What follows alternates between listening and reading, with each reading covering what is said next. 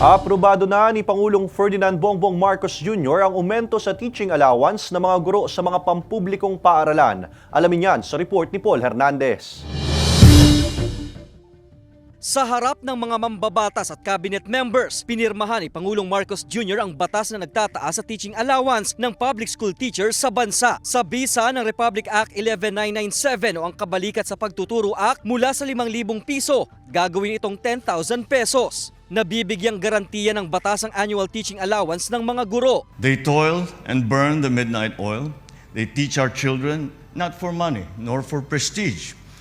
They serve our country each day by teaching our children the basic foundations to make them responsible and productive citizens. Welcoming development daw ito para sa ilang guro. Aminadong may mga gasto sa pagtuturo na sa sariling bulsa rin nila kinukuha. Katuparan daw ito sa nilalakad ng mga grupo ng mga guro sa pamahalaan.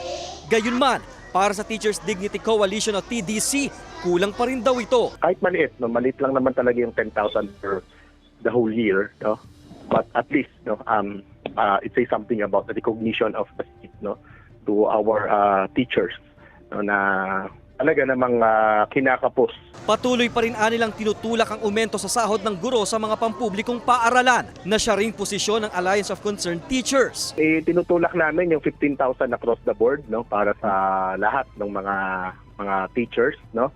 Or yung panukala ni Senator Bongbong Marcos noong 2010 at 2013, ano, yung pagtaas, no, doon sa salary grade 15, entry level position. Epektibong matatanggap ng mga public school teacher ang 10,000 peso teaching allowance sa school year 2025-2026.